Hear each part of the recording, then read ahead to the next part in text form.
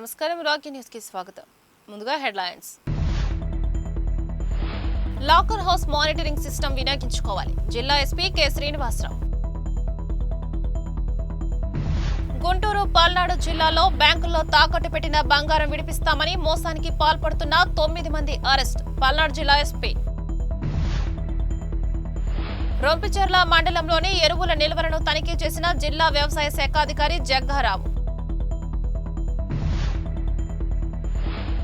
నరసరావుపేటలో నూతనంగా నిర్మించిన బోరింగ్ పంపులను ప్రారంభించిన ఎమ్మెల్యే అరవింద్ బాబు. కృష్ణవేణి డిగ్రీ కాలేజీలో హెచ్ఐవి ఎయిడ్స్ మత్తు పదార్థాల వినియోగం విరమణపై విద్యార్థులకు అవగాహన సదస్సు.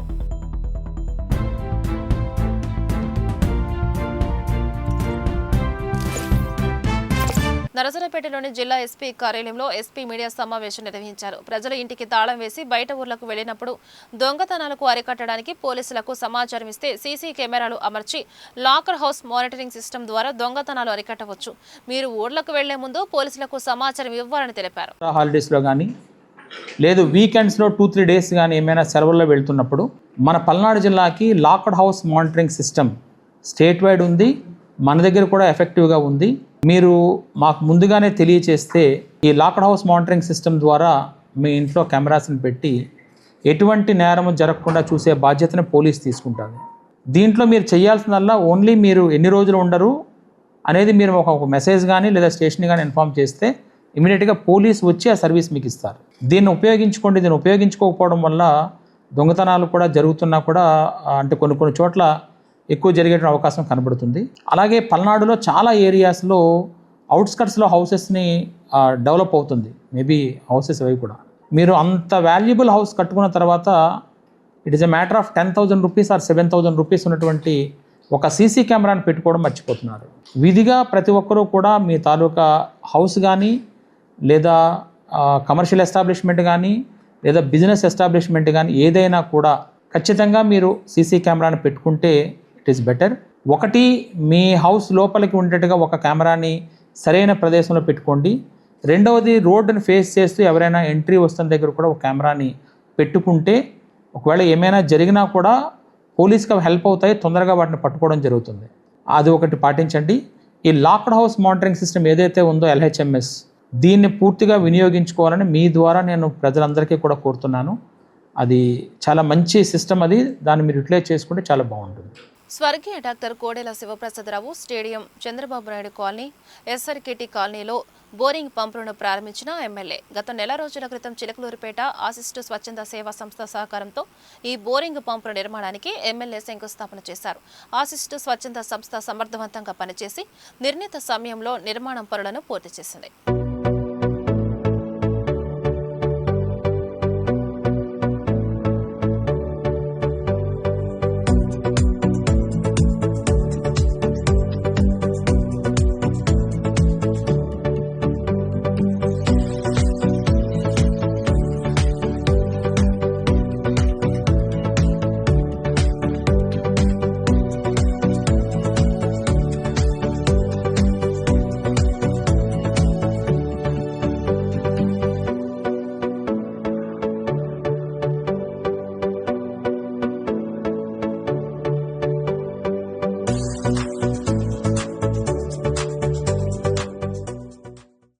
మన యశిష్టు సంస్థకి మరి చైర్మన్ గారికి కార్యవర్గ సభ్యులందరూ కూడా మరొకసారి ధన్యవాదాలు తెలియజేస్తూ మరి రాబోయే కాలం మరి ఎండాకాలం అదేవిధంగా ఈ వర్షాకాలం అయిన తర్వాత చలికాలం కానీ ఎండాకాలం కానీ నీటి ఎద్దడి లేకుండా మరి ఇక్కడ చంద్రబాబు నాయుడు కాలనీ కానీ స్టేడియం దగ్గర కానీ అదేవిధంగా SRKT కాలనీలో కానీ వీటన్నిటిలో ఒక 5 బోరింగ్లు మరి యశిష్టు ఆధ్వర్యంలో ఏర్పాటు చేయడం జరిగింది. మరి యశిష్టు చైర్మన్ గారికి కార్యవర్గ సభ్యులందరూ కూడా ధన్యవాదాలు తెలియజేస్తున్నాము.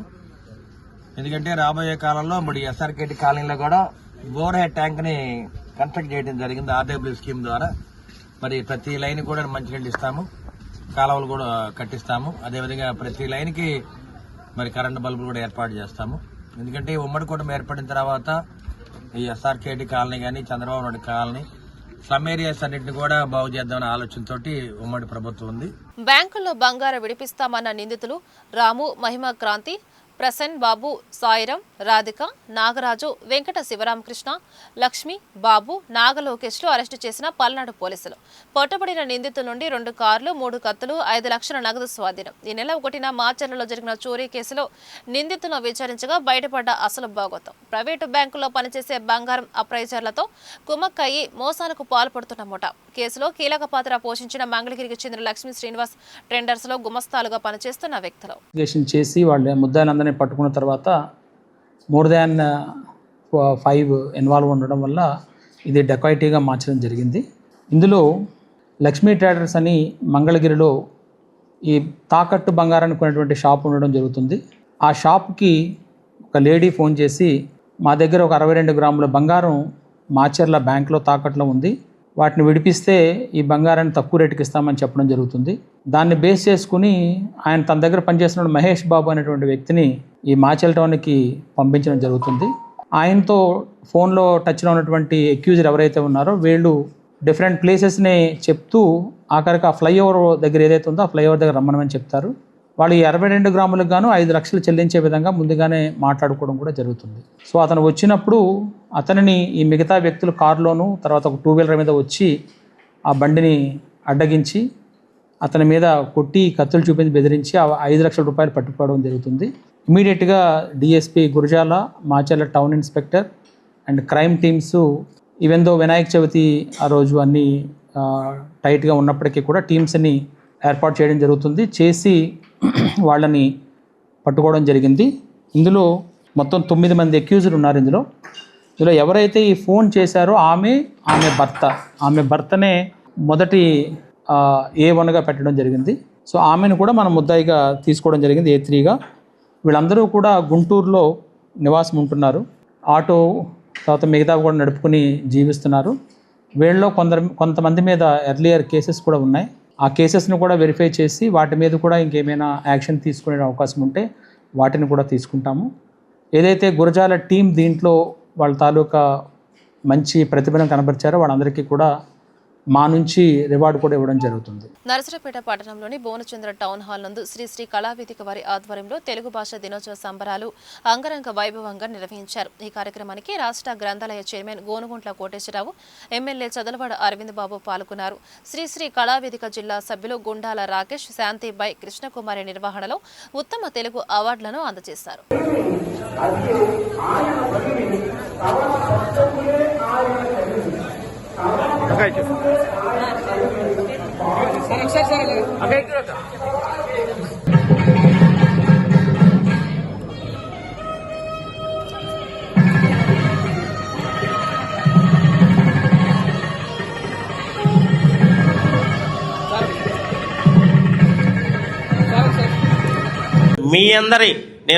మీ అందరి సమక్షంలో అవకాశం కల్పించినందుకు మీ అందరికి మనస్ఫూర్తిగా అభినందన తెలియజేస్తూ, అదేవిధంగా ఈనాటి కార్యక్రమం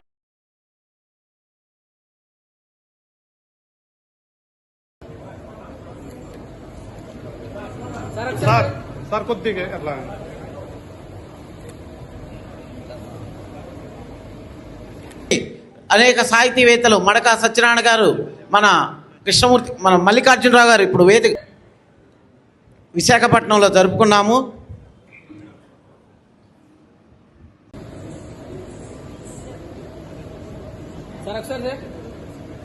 శ్రీ కళావేదిక తెలుగు భాషా దినోత్సవాన్ని 160వ జయంతి గిడుగు శ్రీరామూర్తి గారి పేరు మీద మనం 29వ తేదీన జరుపుకోవడం జరిగింది.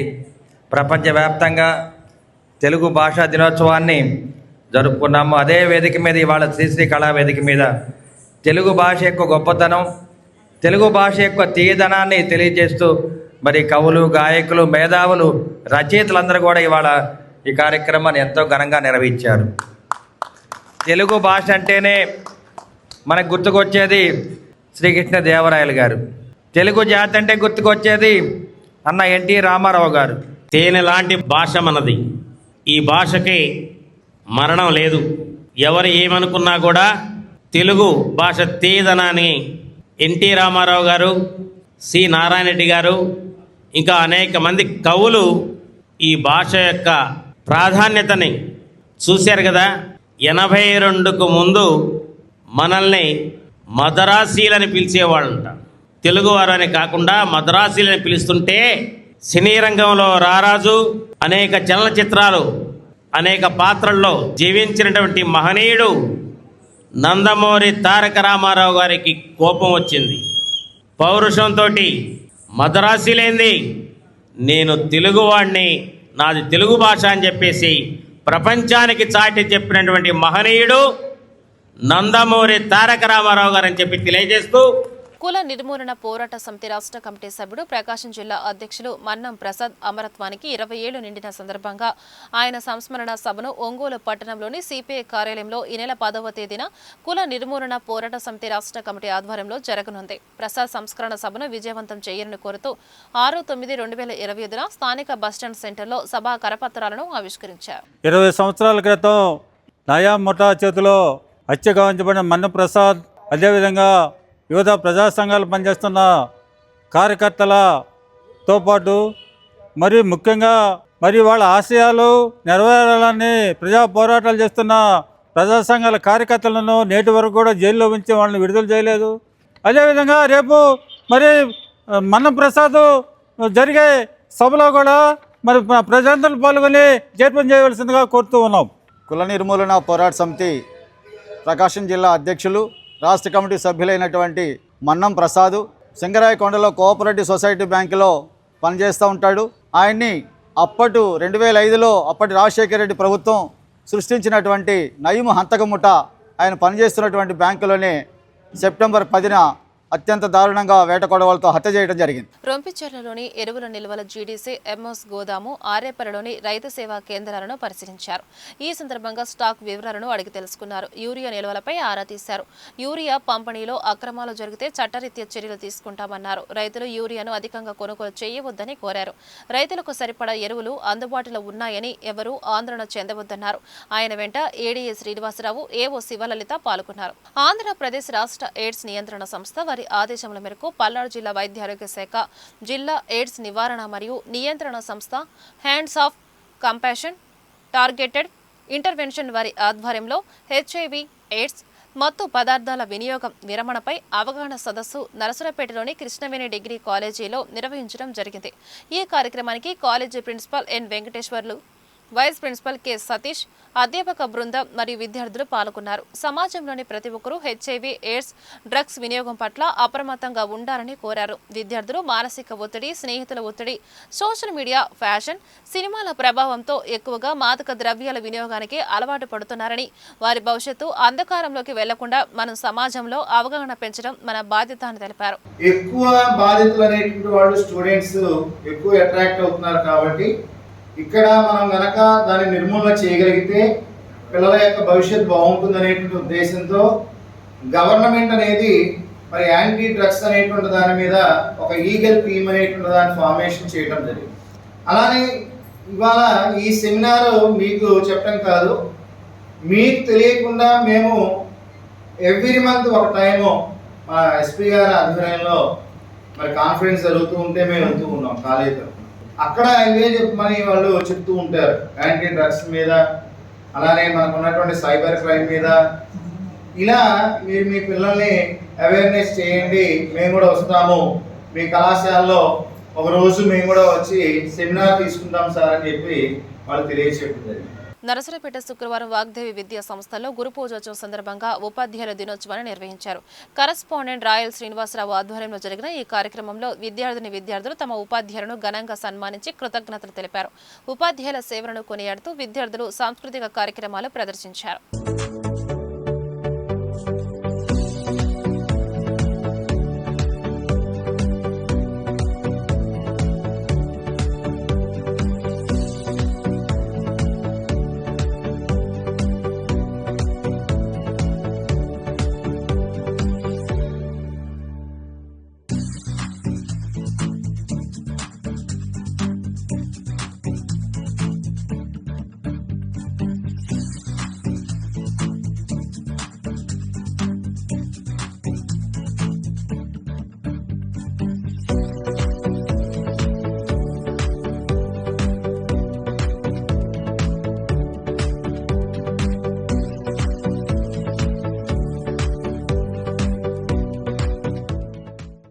సెప్టెంబర్ 5 అనేది యావత్ భారతదేశం మొత్తం కూడా గురువులను గౌరవించే విధంగా మరి డాక్టర్ సర్వేపల్లి రాధాకృష్ణన్ గారు ఆయన జన్మదినాన్ని నా యొక్క జన్మదినమే వేడుకలు నేను జరుపుకోవడం కాదు, ఈ ఉపాధ్యాయ వృత్తిలో ఉన్నటువంటి ప్రతి ఉపాధ్యాయుడికి ఈ గౌరవం దక్కాలి అని ఆయన మరి దీన్ని కేంద్ర ప్రభుత్వంలో తీసుకొచ్చిన తర్వాత ఇవాళ అప్పటి నుంచి ఇప్పటి వరకు సెప్టెంబర్ 5వ తారీఖుని ఉపాధ్యాయ దినోత్సవంగా మరి ఘనంగా జరుపుకుంటూ ఒక గురువుని పూజిస్తూ గురు పూజోత్సవం జరుపుకోవడానికి అవకాశాన్ని కల్పించినటువంటి మహనీయులు డాక్టర్ సర్వేపల్లి రాధాకృష్ణ గారు.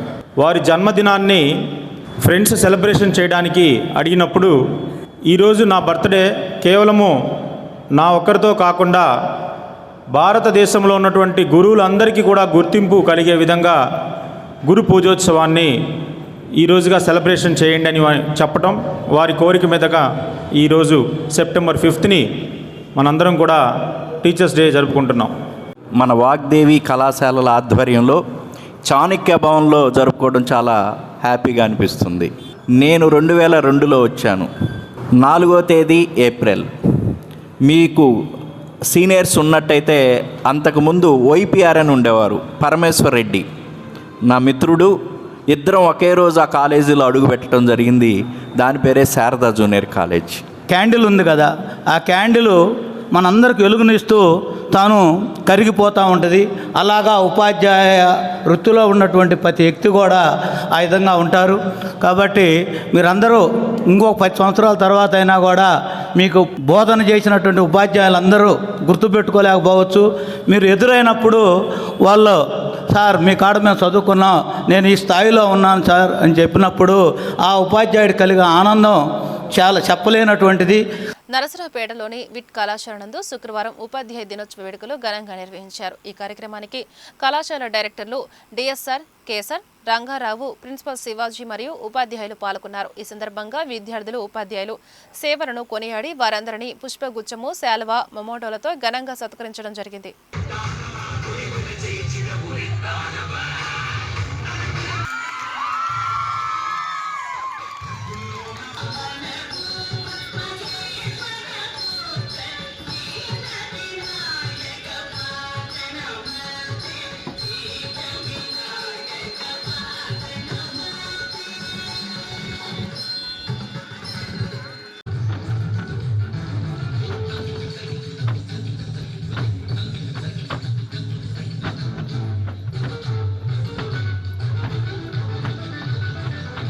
వార్తలు ముగించే ముందు హెడ్లైన్స్ మరొకసారి.